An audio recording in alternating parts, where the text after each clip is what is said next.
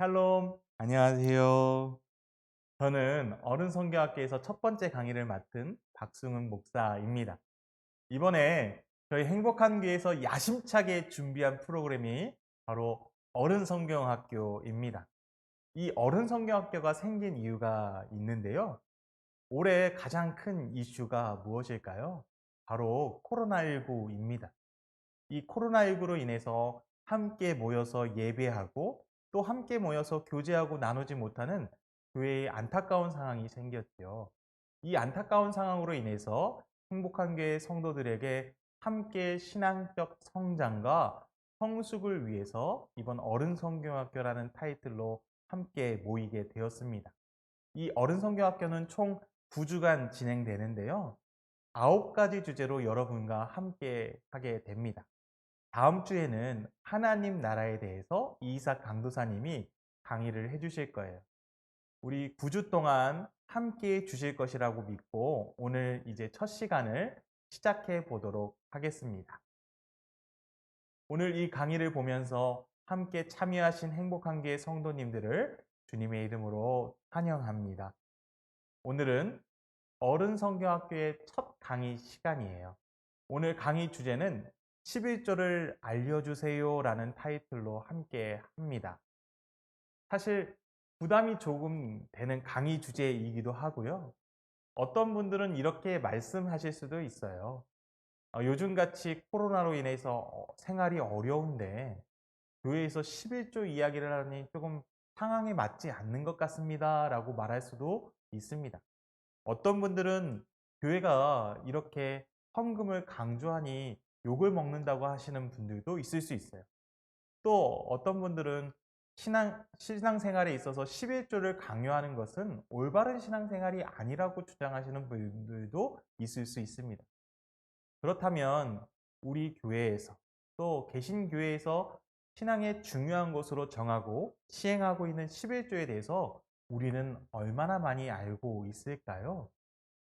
신앙생활을 많이 하신 분들도 계시고 연수가 오래되신 분들도 계시지만 이 11조에 대해서 확실히 알고 믿고 있는 성도들은 많지 않습니다.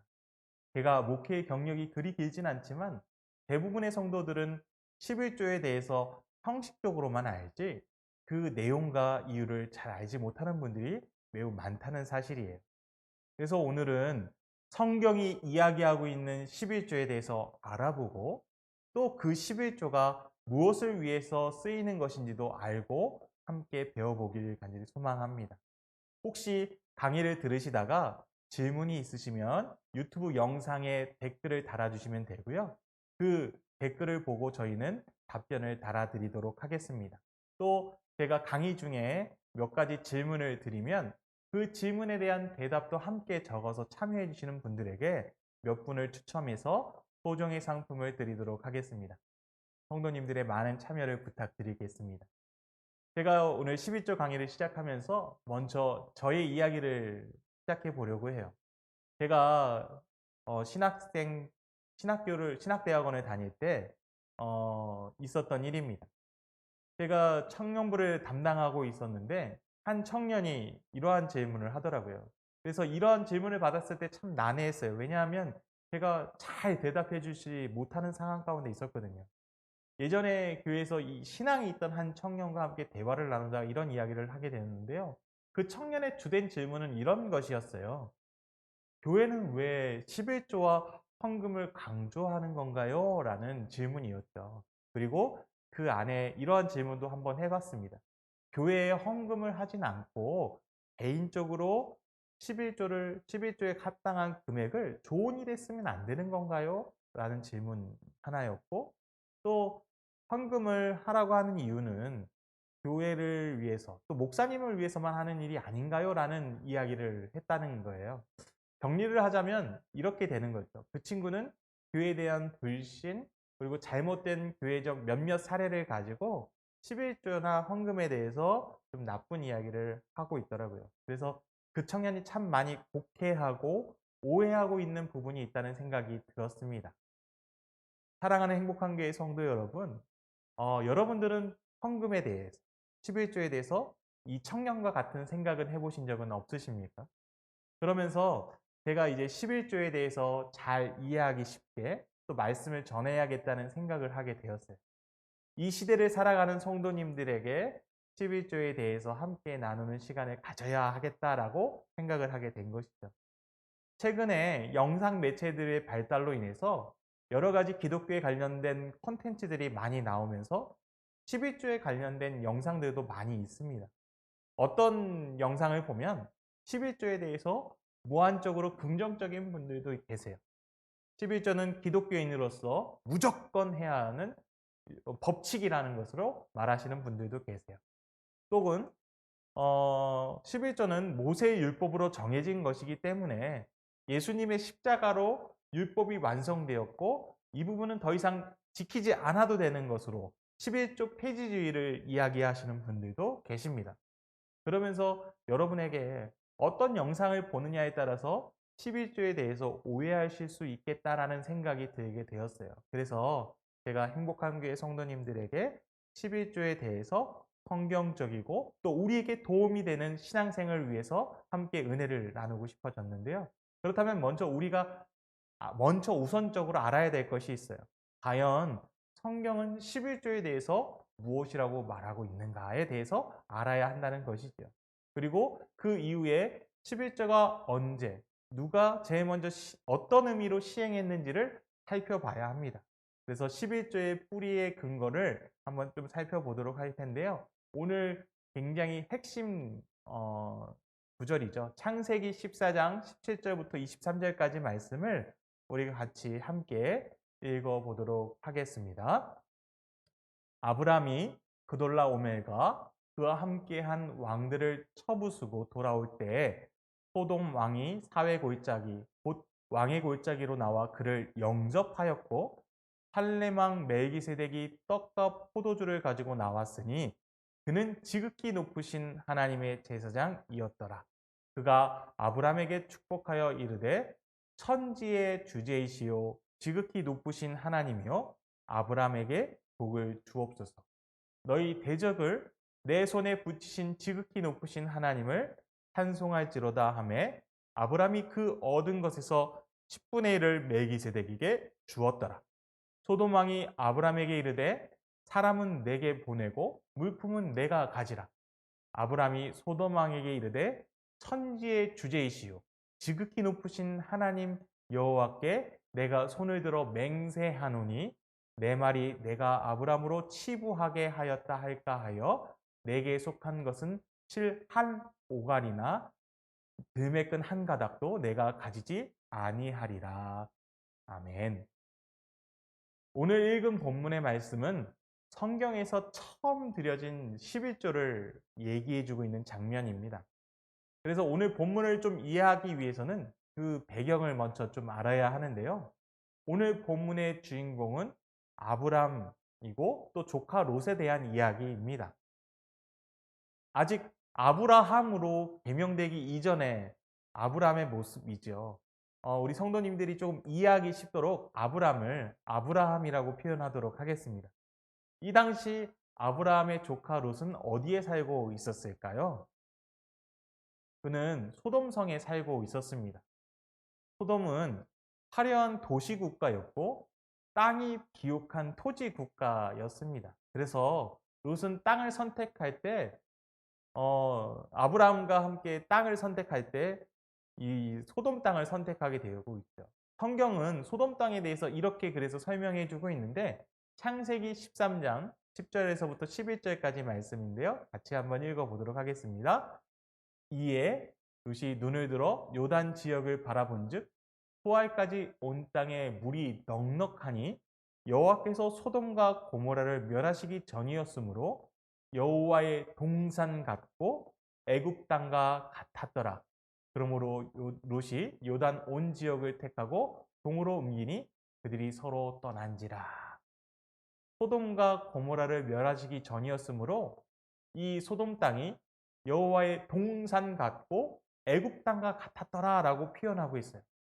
즉 그 땅에는 온 땅에 물이 넉넉했고 풍요롭고 기름진 땅임을 분명하게 말해주고 있죠. 사실 팔레스타인 지역에서 물이 넉넉했다는 것만으로도 그들에게는 풍부한 식수와 식량이 있었다는 것을 알 수 있게 돼요. 그래서 롯은 소돔 땅을 선택하게 된 것이죠. 그러니 그렇게 비옥한 땅을 노리는 왕들은 너무나 많이 있었습니다. 그래서 이곳을 소돔 땅을 노리는 4개의 도시 국가가 연합하여 소돔과 그 인근 지역 성들을 공격하기 시작했어요. 그래서 소돔과 함께 했던 5개의 도시 국가와 4개의 도시 국가 간에 전쟁이 일어나게 되었습니다. 이 당시 조카 롯이 이 전쟁의 한복판에 있게 되었던 것이죠. 그런데 롯이 살던 이 소돔성의 전쟁에서 결국엔 패배하고 말았습니다. 그 성에 사는 사람들은 재물들을 다 약탈당하게 되었고 전쟁에 패배하게 되어서 노예로 끌려가게 되었죠. 그래서 그곳에 있는 사람들은 재산들이 다 몰수되고 그곳에서 살아있던 사람들은 다 노예로 잡혀가게 됩니다. 물론 롯도 마찬가지였어요. 물질도 사람도 다 빼앗겨져서 그 땅에서 노예로 끌려가고 있었던 상황이었습니다. 조카 롯이 그래서 노예로 끌려가고 있다는 소식을 그 전쟁에서 도망쳤던 자가 아브라함에게 전했습니다. 그 소식을 들은 아브라함은 그 소식을 듣자마자 이렇게 행동하게 되는데요. 창세기 3장 14절에 그 내용이 기록되어져 있습니다. 창세기 14장 14절, 15절 말씀에 이렇게 읽어드릴게요. 아브라함이 그의 조카가 사로잡혔음을 듣고 집에서 길리고 훈련된 자 318명을 거느리고 단까지 쫓아가서 그와 그의 가신들이 나뉘어 밤에 그들을 쳐부수고 다맥색 왼볕 호박까지 쫓아가. 그 소식을 들었던 아브라함이 자신의 집에 있던 군사 318명을 데리고 단까지 쫓아가서 전쟁을 하게 됩니다. 그 전쟁에서 어떻게 되었을까요? 그 전쟁에서 승리를 하게 됩니다. 사실 이 소돔 땅에 있었던 전쟁은 도시국가 전쟁이었어요.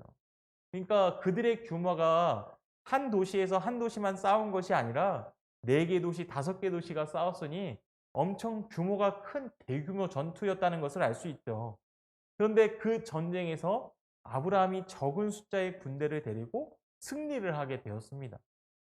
그 오늘 본문은 이 전쟁에서 아브라함이 잡혀갔던 사람들과 노력했던 물건들을 모두 찾고 돌아오는 길에 일어난 일이었어요. 즉 아브라함은 엄청난 승리를 하고 돌아오게 되는 것이었습니다. 그래서 그때 소돔 땅의 왕이었던 소돔 왕이 아브라함을 마중 나오게 되는 거죠. 아브라함은 이 당시 이방인이었습니다. 가나안 땅에 살고 있었지만 땅 한 평 가지고 있지 않는 이방인이었어요. 나그네였어요. 그래서 여러분 히브리인이라는 단어는 나그네라는 의미를 가지고 있는 단어예요. 그래서 우리가 히브리서라고 하지만 그것들은 히브리인들을 지목하는 말들이야 라고 할 때 히브리인들은 나그네라는 뜻을 가지고 있다는 단어예요. 즉 그는 이 가나안 땅에서 자신의 땅 하나도 없는 나그네 같은 존재였습니다. 그런데 그런 그가 이번 기회에 전쟁에서 승리하고 자신의 이름을 드러낼 수 있는 순간이 찾아오게 되었던 거죠. 그래서 그 전쟁에서 승리하고 돌아올 때 왕들이 그를 마중 나왔다는 것은 엄청난 일이었습니다. 그때 아브라함의 마음은 아마 어땠을까요? 아마 제가 아브라함이었다면 이런 생각이 들었을 거예요. 이제 내게 기회가 생겼으니 내가 이 땅에서도 왕들에게 인정받고 사람들에게도 인정받는 사람이 될 수 있겠다라는 생각을 아마 했을 것이에요. 아마 아브라함은 굉장히 어깨가 딱 펴져서 기고만장하게 들어와도 되는 타이밍이라는 거죠. 거꾸로 한번 생각해 보십시오. 소돔왕은 전쟁에서 패해서 이제 어찌할 방도가 아무것도 없었던 상황이었습니다. 그때 아브라함이 구세주같이 이 전쟁에 나가 승리하고 그 소돔 백성들과 노략물들을 다시 되찾아왔으니 아브라함에게 감사할 수밖에 없는 거죠. 그러니 버선발로 그를 맞이하지 않겠습니까? 그런데 오늘 성경에는 2명의 왕이 등장을 하게 됩니다. 하나는 멜기세덱이고 또 하나는 소돔 왕이라고 기록하고 있어요. 이 두 왕이 아브라함을 영접하러 나왔습니다. 그리고 그 아브라함에게 축복을 하고 있는 장면이 나오게 되는데요. 먼저 살렘 왕 멜기세덱이 아브라함에게 이런 이야기를 합니다. 창세기 14장 18절부터 19절 말씀을 같이 읽어보도록 할게요. 살렘 왕 멜기세덱이 떡과 포도주를 가지고 나왔으니 그는 지극히 높으신 하나님의 제사장이었더라. 그가 아브라함에게 축복하여 이르되 천지의 주제이시요 지극히 높으신 하나님이요 아브라함에게 복을 주옵소서. 아브라함은 엄청난 전쟁에서 승리를 하고 돌아오는 길이었죠. 아까도 얘기했지만 아마 저 같았으면 걸음걸이도 아마 당당했을 거예요. 목에 힘을 빡 주고 인정받고 칭찬받을 일을 했기 때문에 그 당당한 모습으로 아마 들어왔을 거예요. 지금 예를 들어서 한번 생각해 보면 국위 선양을 한 올림픽 영웅이나 축구 국가대표팀들이 월드컵에서 성공적인 대회를 잘 치르고 돌아오면 이제 카퍼레이드를 하거나 공항에서 막 맞이했던 것처럼 많은 사람들이 환호하고 축하하며 박수를 치고 환대하는 모습일 것입니다. 그렇게 의기양양하게 돌아오는 길이었어요. 그런데 오늘 방금 읽었던 멜기세덱이 환영하는 말을 잘 들어보십시오. 19절에 보면 그가 아브라함에게 축복하여 이르되 천지의 주제이시요 지극히 높으신 하나님이요 아브라함에게 복을 주옵소서라고 말합니다. 여기 천지의 주제라는 뜻은 모든 만물을 다스리는 권한이 있는 분을 의미하고 있죠. 영어로 말하면 이 단어가 로드십이라는 단어입니다. 그래서 이 단어의 뜻과 의미는 모든 만물의 주재권이 그분에게 있다라는 뜻이에요. 그렇다면 그분이 누구입니까? 지극히 높으신 하나님이라고 멜기세덱이 이야기하고 있죠. 지금 전쟁에서 승리하고 돌아온 사람이 누구예요? 아브라함이었어요. 아브라함을 높이고 찬양해야 되는데 멜기세덱이 하는 말은 전혀 다른 이야기입니다. 그리고 이어서 이렇게 말해주고 있죠. 아브라함에게 복을 주옵소서라고 이야기하고 있어요. 이 말은 아브라함에게 복을 빌어주는 축복의 이야기가 아니라 이 전쟁에서 너가 승리하도록 도움을 주시는 분이 하나님이라는 뜻을 말해주고 있는 거예요. 즉 아브라함의 모든 복을 주신 분이 하나님이라는 것을 이야기하고 있는 거죠. 멜기세덱은 아브라함을 칭찬하거나 높인 것이 아니었습니다. 그는 온전히 하나님만을 높이며 나아가고 있는 모습을 보고 있죠. 아니, 거꾸로 역지사지로 아브라함의 입장에서 한번 생각해 보십시오. 이제 가나안 땅에서 나그네 취급받지 않고 이제 어깨 좀 피고 살만할 수 있는 타이밍인데 왕이라는 멜기세덱 왕이 하는 말은 아브라함에게 아마 찬물을 확 뿌리는 듯한 느낌을 줍니다. 이어서 멜기세덱이 어떤 말을 할까? 20절 말씀도 함께 같이 읽어보도록 하겠습니다. 함께 읽겠습니다. 너희 대적을 내 손에 붙이신 지극히 높으신 하나님을 찬송할지로다 하매 아브라함이 그 얻은 것에서 10분의 1을 멜기세덱에게 주었더라. 여기서 나온 찬송이라는 단어는 자랑하다라는 뜻이에요. 그러니까 하나님을 자랑하라고 얘기하고 있다. 너를 자랑할 것이 아니라 하나님을 자랑하라고 이야기하고 있는 거예요. 너의 대적에게 내 손을 붙이신 하나님을 자랑하라고 이야기하고 있는 거죠. 이 엄청난 메시지를 들은 아브라함은 충격을 받게 됩니다. 이 전쟁은 자신이 노력해서 얻은 것이라고 지금까지 생각했었는데 그것이 아니라는 사실을 깨닫게 되었다는 거죠. 그래서 아브라함이 그 얻은 것에서 10분의 1을 멜기세덱에게 주었다고 기록하고 있어요.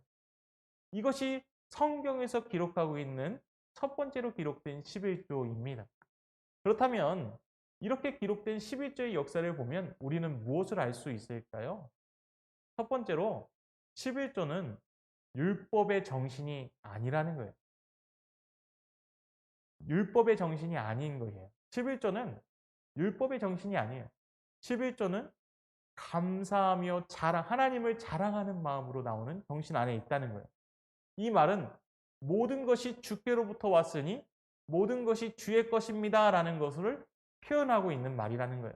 이것이 11조의 의미예요.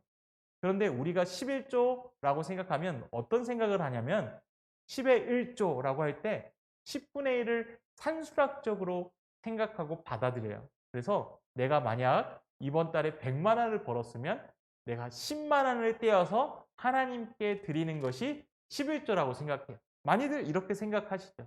그래서 11조는 10분의 1은 하나님께 드린다라고 생각한다는 거예요. 그래서 10분의 1만 떼어서 드린다고 생각하고 있는 분들이 참 많이 있어요. 그런데 여러분 우리가 알아야 할 사실이 있습니다. 여기서 10분의 1, 1을 의미하는 이 말은 수학적인 단어가 아니라는 뜻이에요. 1이라는 것은요. 첫 것을 의미하는 단어예요. 첫 것. 이 말은 히브리수 첫 것을 의미하는 것인데 이것은 첫 것의 의미는 모든 것을 대표하고 전체를 의미하는 말이에요. 이 논리대로 재해석하면 10의 1조라는 말은 첫 번째 것을 드리는 것은 그 전부를 드리는 것이요. 이것이 전체를 대신한다는 개념을 갖고 있다는 거죠. 그러니 10분의 1을 떼어서 드리는 개념 자체가 아니라는 거예요. 떼어서 드린다라는 개념이 아닙니다. 성경의 원리 속에서도 장자는 만물의 기력이다 라고 기록되어져 있고 혹은 유대인들에게 초태생은 하나님이 다 취하셨다라고 표현하고 있어요. 그러니까 민수기 8장 16절에 보면 이렇게 되어져 있는데 같이 한번 읽어보겠습니다. 그들은 이스라엘 자손 중에서 내게 온전히 드림받은 자라. 이스라엘 자손 중 모든 초태생 곧 모든 처음 태어난 자 대신 내가 그들을 취하였나니 라고 되어 있어요. 여기서 나오는 그들은 레위인들을 얘기합니다. 그래서 초태생 처음 태어난 모든 자들은 너희의 자손들의 첫사람들은 다 내게 속한 자녀들 그리고 첫사람뿐만 아니라 이후에 태어나는 자손들은 다 내게 속하였다라는 것을 의미하고 있는 거예요. 이스라엘 백성 모두는 하나님의 자녀다라는 것을 의미하고 있는 것이죠. 신명기 21장 17절 말씀에도 이렇게 되어져 있어요. 반드시 그 미움받는 자의 아들을 장자로 인정하여 자기의 소유에서 그에게는 두목을 줄 것이니 그는 자기의 기력의 시작이라. 장자의 권리가 그에게 있음이니라 라고 되어져 있죠. 그러니까 기력의 시작, 그러니까 첫 번째 것을 모든 것이라는 의미를 담고 있다는 거예요. 그러니까 11조를 드린다는 것은 10분의 1만 떼어서 드린다는 개념이 결코 아닙니다. 다 하나님께서 주신 것, 하나님께서 주신 것들을 인정하는 말에서 나온 뜻이에요. 그러니까 10분의 1을 드린다는 것은 하나님께 전부를 드린다는 의미가 담겨진 말씀이에요.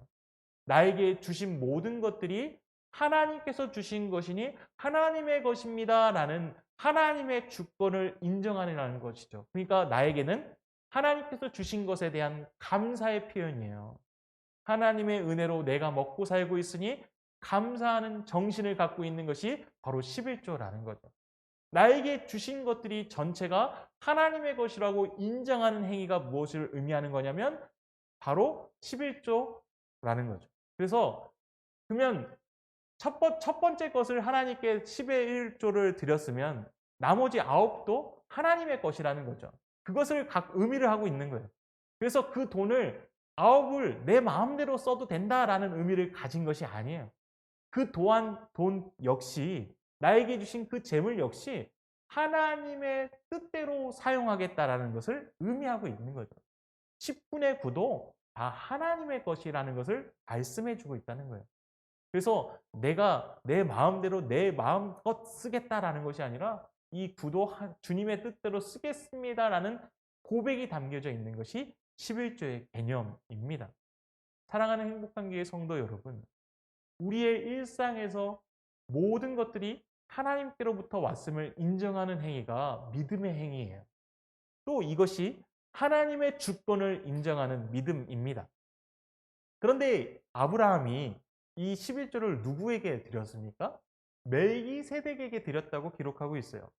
멜기세덱은 그 왕 아니었나요? 라고 생각할 수 있죠. 그렇다면 우리가 멜기세덱이 어떤 분인지에 대해서 좀 알아봐야 되지 않겠습니까? 그렇다면 히브리서 7장을 한번 좀 찾아보도록 할게요. 히브리서 7장에 멜기세덱에 대해서 기록하고 있는데요. 히브리서 7장 1절과 2절 말씀을 함께 읽어보도록 하겠습니다. 이 멜기세덱은 살렘 왕이요 지극히 높으신 하나님의 제사장이라. 여러 왕을 쳐서 죽이고 돌아오는 아브라함을 만나 복을 빈자라. 아브라함이 모든 것의 10분의 1을 그에게 나누어 주니라. 그 이름을 해석하면 먼저는 의의 왕이요 그 다음은 살렘 왕이니 곧 평강의 왕이요. 성경은 그의 이름을 해석하면 이렇다라고 기록하고 있는데 먼저 의의 왕이라고 기록하고 있어요. 근데 우리는 의로움에 대해서 정의롭다라고 생각하는 경험들이 참 많이 있어요. 사회에 나가면 의롭다라고 하면 정의로운 사람을 대표적으로 뽑죠. 그런데 성경에서 나오는 의는 정의로움을 말하는 것이 아닙니다. 하나님과의 관계적인 의를 말하고 있어요. 즉 하나님과의 관계가 회복된 사람을 의미하고 있는 말이죠. 사랑하는 행복한 교회 성도 여러분, 아담 이후에 죄가 세상에 만연하게 되었습니다. 하나님과 관계가 온전히 회복된 사람이 누가 있었을까요? 그래서 멜기세덱은 구약에서 예수님을 대표하는 인물 중에 하나입니다. 즉 우리는 신앙에 있어서 하나님과의 관계가 회복되는 것을 우리의 신앙생활의 가장 중요함을 알게 되는 것이죠. 그것은 그리스도 안에서만 가능합니다. 하나님과의 관계가 회복되는 것이 가장 중요하다는 것을 말해주고 있는 거예요. 근데 멜기세덱은 의의 왕이라고 얘기해주고 있어요. 그러니까 멜기세덱은 하나님과의 관계가 회복된 사람을 의미하고 있는 거죠. 그리고 살렘 왕이라고 되어져 있어요. 그 다음에 평강에 오게 되었다는 것을 이야기하고 있는 거죠. 3절 말씀에 멜기세덱에 대해서 또 이렇게 설명하고 있는데 3절 말씀도 함께 읽겠습니다. 아버지도 없고 어머니도 없고 족보도 없고 시작한 날도 없고 생명의 끝도 없어 하나님의 아들과 닮아서 항상 제사장으로 있느니라. 영원한 제사장이라는 거예요. 그러니까 멜기세덱은 예수님을 대표하는 사람입니다. 즉 아브라함은요 예수님께 드린 거죠. 이 11조를. 그런데 한번 우리가 잘 생각해 볼까요? 하나님이 우리에게 어떻게 하셨는지를 한번 생각해 보실 필요가 있어요. 하나님은 자신의 아들을 우리에게 내어주셨어요. 자신의 모든 것을 내어주셨단 말입니다. 예수님은 우리를 위하여 생명까지 내어주셨단 이런 말을 하고 있다는 거예요. 하나님이 맏아들을 우리에게 11조를 하셨어요. 자신의 전부를 드리면서 우리를 구원케 하셨던 놀라운 은혜를 경험하게 되었다는 거죠. 이것이 11조 정신 안에 녹아져 있는 겁니다. 그래서 11조는 사실 율법보다 더 높은 진리가 감춰진 가장 중요한 내용들이에요. 우리가 늘 11조를 하는 것은 우리의 신앙과 예수 그리스도의 복음에 녹여져 있는 것을 신앙과 믿음으로 고백하는 거죠. 하나님이 나를 위하여 모든 것을 주셨음을 고백하는 신앙이 이 11조에 담겨져 있기 때문이에요. 그 은혜를 입고 하나님과 온전한 관계 속에 이루어지는 것이 11조인 것이죠. 그래서 이 11조를 우리가 온전히 믿음으로 드리는 것이 매우 우리의 신앙에서 중요한 것입니다. 두 번째 왕이 나오는데 이제 다시 창세기로 돌아가서 두 번째 왕에 대해서 이야기를 해볼게요. 두 번째 왕이 나오는데 바로 그 왕은 소돔 왕입니다. 창세기 14장 21절부터 23절까지 말씀을 다시 한번 좀 읽어볼게요. 소돔 왕이 아브람에게 이르되 사람은 내게 보내고 물품은 네가 가지라. 아브라함이 소돔 왕에게 이르되 천지의 주제이시오 지극히 높으신 하나님 여호와께 내가 손을 들어 맹세하노니 내 말이 내가 아브라함으로 치부하게 하였다 할까 하여 내게 속한 것은 실 한 오락이나 들매 끈 한 가닥도 내가 가지지 아니하니라 라고 되어져 있어요. 두 번째 환영사를 한 소돔 왕은 어떻습니까? 이런 겁니다.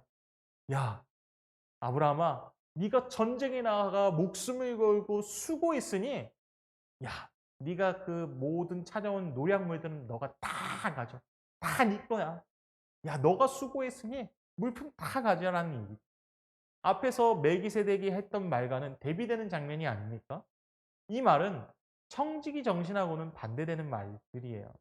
너가 전쟁에 나가서 수고하고 노력했는데 이 노력물들은 다 네 거라고 말해 주고 있는 거죠. 사실 우리가 한 달 동안 수고하고 노력하고 일을 하고 그 값을 당한 우리가 월급을 받게 되면 이 마음이 우리 안에 일어나는 말들이 아, 내가 열심히 수고하고 노력했는데 이것들을 다 받았는데 이거 다 내 건데 11조 떼서 내기 너무 어려운데 라는 마음이 우리 안에 든다는 거죠. 이 마음은 우리 속에 있는 마음입니다. 소돔왕은 또 하나의 육신적인 생각을 의미하고 있어요. 그러자 아브라함이 어떻게 대변합니까? 멜기세덱에게 배웠던 그 말씀 그대로를 자신의 삶 속에 적용하고 있어요. 22절에 보면 아브라함이 소돔 왕에게 이르되 천지의 주제이시오 지극히 높으신 하나님 여호와께 내가 손을 들어 맹세하노니 내 말이 내가 아브라함으로 치부하게 하였다 할까 하여 내게 속한 것은 실 한 오락이나 들매끈 한 가닥도 내가 가지지 아니하리라 라고 이야기합니다. 소돔 왕이 야 아브라함아 너 내가 이제 인정해 줄게. 너 정말 이제 부자로 살아도 될 것 같아 라고 이제 말할 때 실 한 가닥도 안 가지겠다고 이야기하고 있는 거예요. 이 신앙의 고백이 11조를 의미하고 있는 거죠. 천지의 주제께서 나에게 허락하셨으니 그것은 다 내 것이 아니라 하나님의 것이다 라고 이야기하고 있다는 거예요. 그는 11조를 하나님의 영원한 제사장인 멜기세덱에 드리면서 그 믿음의 삶을 이어나가고 있어요. 그래서 아브라함이 우리에게 믿음의 조상이라는 별칭으로 불리는 것 아니겠습니까?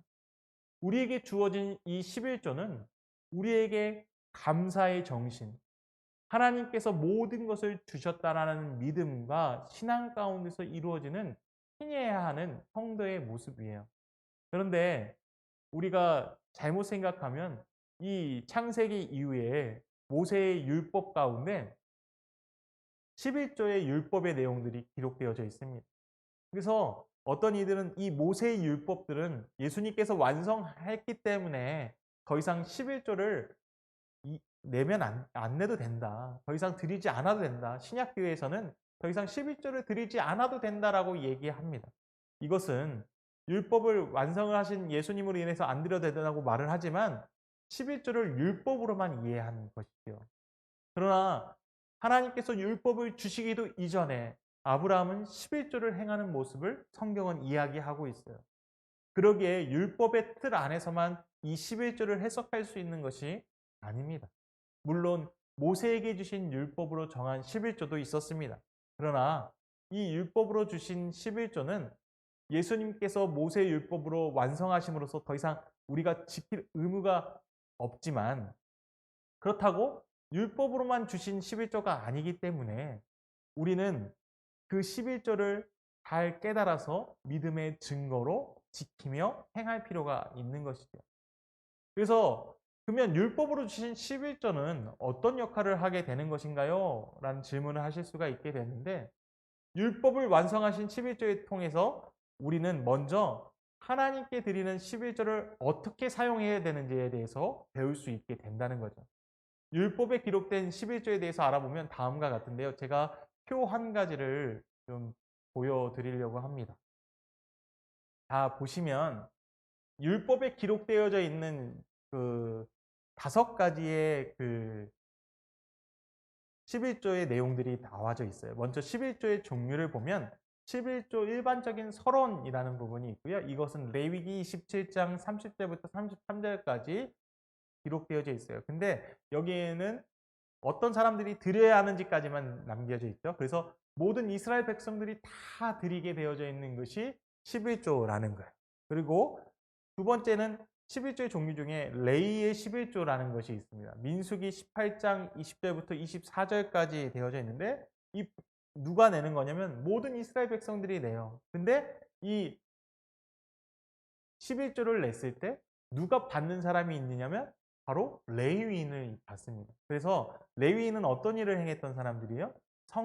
그러니까 그때는 성막이었죠. 성막 안에서 그들이 성전의 일을 감당하면서 교회 일을 감당하고 교회 보수도 하고 교회 안에 행정적인 일도 하고 여러 가지 일들을 하면서 그 일을 감당했던 자들이 레위인들이었어요. 그러니까 그들의 생활과 삶을 위해서도 쓰였고 성전을 위해서도 쓰여졌던 것이 바로 11조라는 거죠. 그러니까 11조는 교회를 위해서 봉사하고 헌신하고 또 그 일을 감당하는 자들을 위해서 쓰임 받는 것이 맞는 것이고 또 교회의 성전을 위해서 교회 안에 필요한 일들을 위해서 사용하는 것이 맞는 것이죠. 세 번째는 제사장의 11조가 있습니다. 민수기 18장 25절부터 29절까지 본문의 내용이고 이 봉헌했던 사람들은 레위인만 또 11조를 받은 것들에서 11조를 드렸어요. 그 11조는 누구를 위해서 누가 받았냐면 제사장들이 받았습니다. 제사장들이 삶을 살고 제사를 집행하고 하는 자들에게 기업이 없었기 때문에 그들도 역시 그들은 그들의 삶을 유지할 수 있도록 그 11조를 받아서 누렸던 거죠. 그래서 또 그렇게 사용되어졌고 또 절기의 11조가 있어요. 신명기 12장 1절부터 19절까지 말씀해 보면 이것을 내렸던 사람들이 있는데 모든 이스라엘 백성들이 냈습니다. 근데 21조는 어떤 자들을 위해서 썼냐면 봉헌했던, 헌금했던 자녀를 위해서도 쓰였고요. 또는 종살이하고 있는 노비들을 위해서 썼어요. 종들을 위해서 썼다는 거예요. 또 레위인을 위해서 썼어요. 그러니까 11조의 수납자에 보면 여기 제사장의 11조만 빼놓고 모든 수납자의 안에 들어가는 게 누구냐면 레위인들이에요. 레위인. 성전을 위해서 교회에서 봉사하는 자들을 위해서 받는 것들이 레위인들을 위한 11조가 분명히 다 들어가 있다는 거예요. 그리고 마지막으로 자선의 11조가 있어요. 신명기 14장 28절부터 29절 보면 모든 이스라엘 백성들이 했는데 이 수납자 안에도 레위인들과 객과 고아와 가부를 위해서 쓰였던 것이 나와 있습니다. 그러니까 이들은 그 객과 고아와 가부들은 공동체를 위해서 쓰였던 거예요. 즉 연약하고 힘들었던 자들을 위해서 쓰임받게 했던 것을 알 수 있게 됩니다. 그러니까 모세의 율법에 기록되어 있는 11조를 통해서 우리가 알 수 있는 내용들은 그 11조 정신을 이어받아서 그 11조를 어떻게 사용하는지에 대해서 우리가 율법을 통해서 알 수 있게 되는 것이죠. 그러니까 교회를 위하여 성전을 위해서 쓰는 것들과 그 안에서 봉사하는 자들을 위해서 쓰는 것들과 또 교회 안에 있는 자들을 위해서 쓰는 것들과 또 어려운 사람들, 객과 가부와 고아와 종들을 위해서 쓰임받게 하는 것이 11조라는 것을 알 수 있게 됩니다. 그래서 모든 이스라엘 백성들은 이 하나님께 드리는 11조를 통해서 하나님께 모든 것을 드렸지만 그것들을 받는 자들도 있었다는 것을 우리는 알아야 돼요. 그 11조를 통해서 하나님의 영광을 더욱더 드러내고 하나님의 복음 앞에 쓰임 받을 수 있도록 11조를 잘 사용하는 것도 성경을 통해서 알 수 있게 되고 있다는 거죠. 그렇다면 우리 교회에서도 이 11조를 내시면 교회 안에서 어떤 일들을 쓰이고 있는지를 우리는 알 수 있게 됩니다. 그래서 율법에 기록된 11조를 통해서 알 수 있는 것들은 이제 이 11조를 어떻게 사용하고 또 이 11조를 통하여 하나님의 영광을 어떻게 드러냈는지를 알려주고 있다는 것이죠. 그래서 이 하나님께 드리는 이 11조를 통하여 우리가 은혜를 누릴 수 있는 하나님께서 우리에게 주셨던 모든 것들을 감사하며 살아갈 수 있는 신앙의 고백으로 드린다는 거예요. 우리가 하나님의 아들이셨던 첫 아들을 우리에게 주심으로 하나님께서 우리에게 그 긍휼과 제 가운데 있었던 우리를 전부를 통해서 구원하셨어요. 그 은혜를 우리는 누렸으므로 하나님께서 주신 모든 것들을 인정하는 삶의 자세로 살아가는 것이 우리가 지금 지키고 행하고 있는 11조라는 것입니다. 그래서 우리가 이 11조를 통해서 하나님께서 주시는 축복과 은혜를 더욱더 누리고 하나님께서 주시는 복을 우리의 삶 속에서 더욱더 경험하며 살아갈 수 있게 된다는 사실이죠. 그러니 이 성경에서 기록되어 있는 11조에 대해서 우리가 알면 알수록 하나님께서 우리에게 주신 은혜를 더욱더 경험하며 살아갈 수 있게 되는 것입니다. 사랑하는 행복한 교회 성도 여러분, 오늘 첫 시간 어른 성경학교 11조에 대해서 알아보았는데요. 우리가 11조에 대해서 더욱더 뜻깊게 생각하고 하나님께서 우리에게 주신 은혜를 더욱더 누리며 우리의 신앙 가운데서 하나님의 영광을 더욱더 드러낼 수 있는 우리 행복한 교회 모든 성도님들이 되길 간절히 소망합니다.